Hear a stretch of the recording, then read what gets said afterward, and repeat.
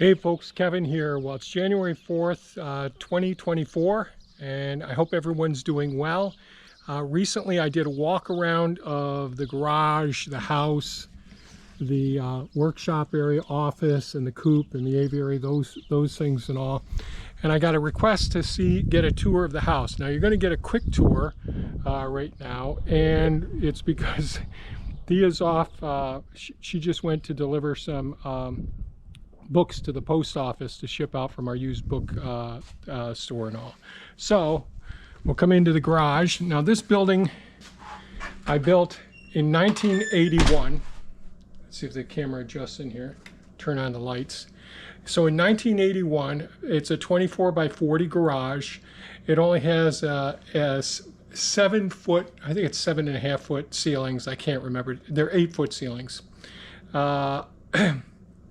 And this initially was, half of it was my workshop. The other part was a place where we'd put all the building materials as we're building each one of the buildings initially.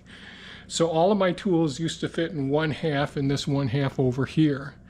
Right now, so this building has lots of different storage in it, and it needs to be finished. I had it finished before, and then I removed the partitions, took down the walls, did different insulation, but I still haven't gotten the drywall up yet.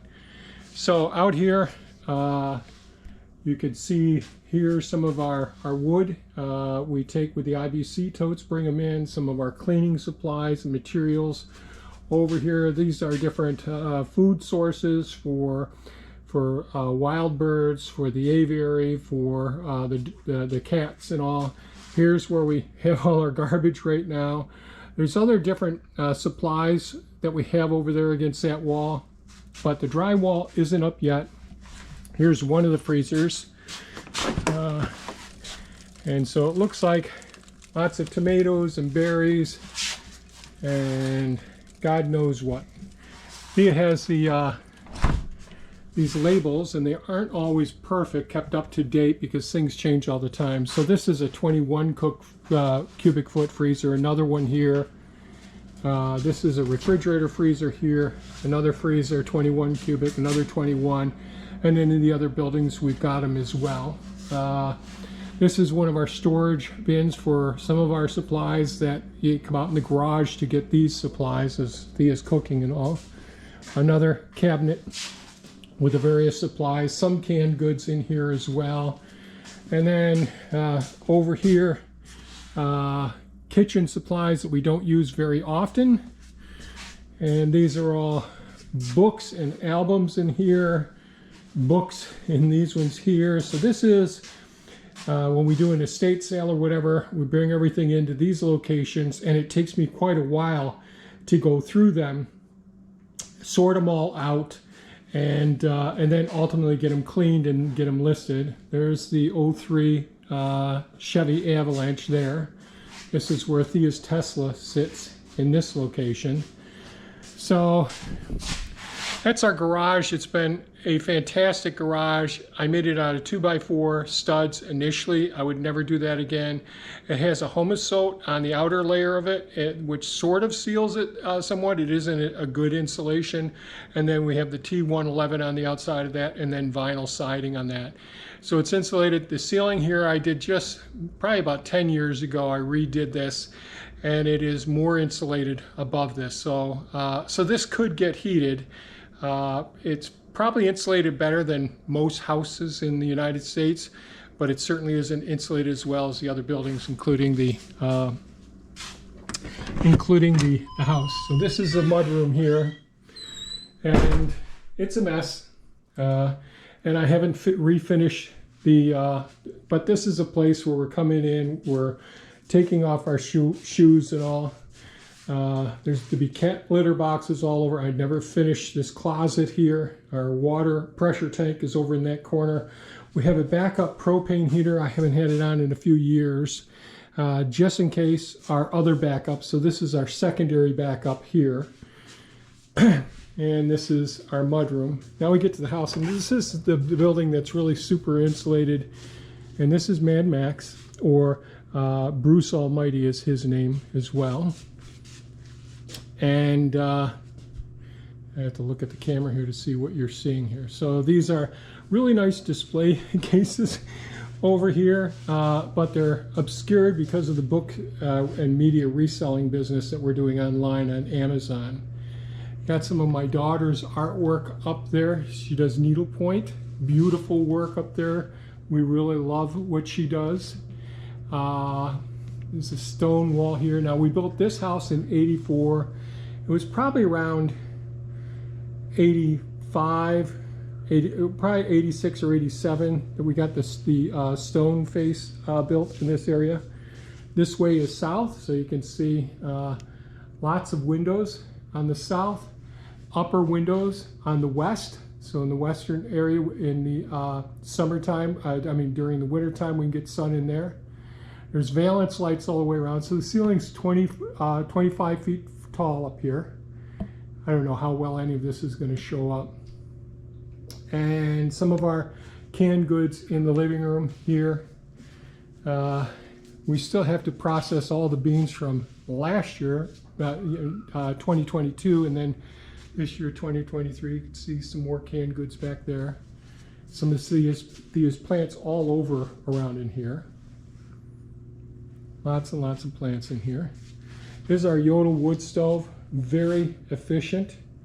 Now this exhausts into a central chimney right in the center of here, and by conduction, it heats, and radiation, it heats all of the mass. So this is thick, this is all stone in here.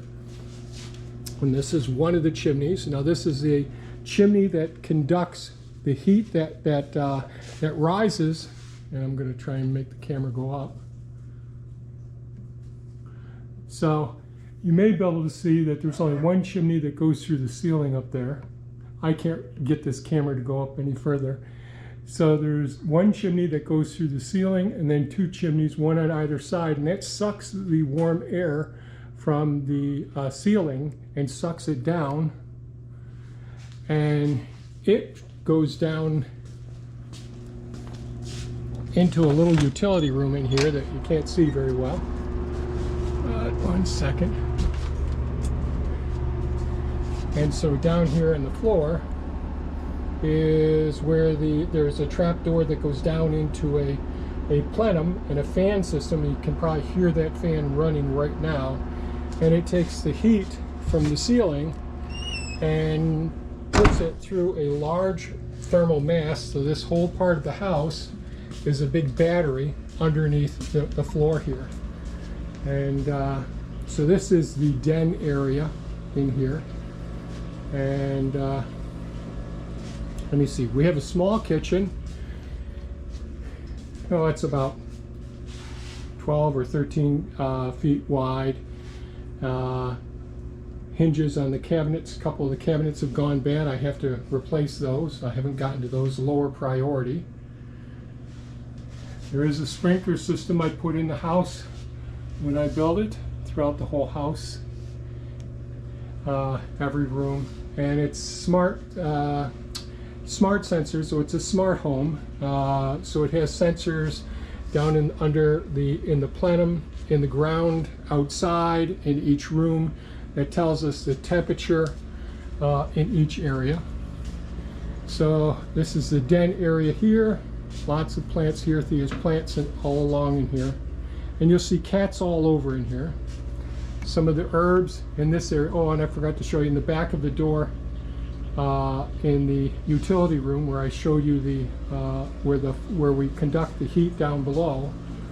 That is also an area that we store a lot of the herbs. Those are more store-bought herbs. I'm not sure how well you can see everything here. Some of our books, these are the books that Thea uses regularly. Over in the corner here, so we have floor vents, but these are some of the sections. When I built the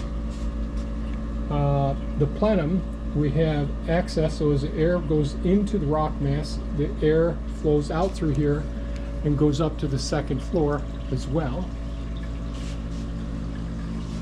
Here's the sweet potatoes. I'll do a sweet potato update soon.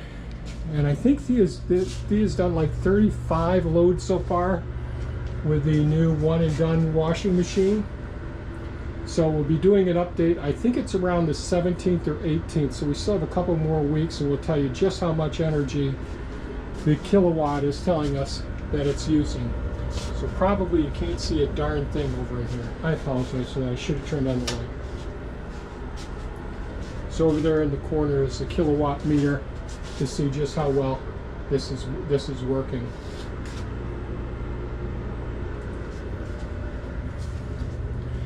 And that's Mad Max again. The other cats are running around. So the chimney system was the main thing I want to show you. This is Silver down here running around. And this is Vita. She's always coming in and sitting on our laps in the videos. Most of the cats are probably hiding right now. Now we're going to go up. Oh, there's Tail down there, down behind the stove, the wood stove. Nice and cozy spot. All of the stone. So with the concrete floors, not only is that really great for it's beautiful thermal mass, and it's super insulated all around the whole perimeter underground as well. But all of the mass that's built inside, so the insulation is on the outside of this house. So now we'll go up the spiral staircase to the second floor. So you can see a little bit better here from the second floor where everything is. You can see the mess of all the books. You're about to see more of a mess.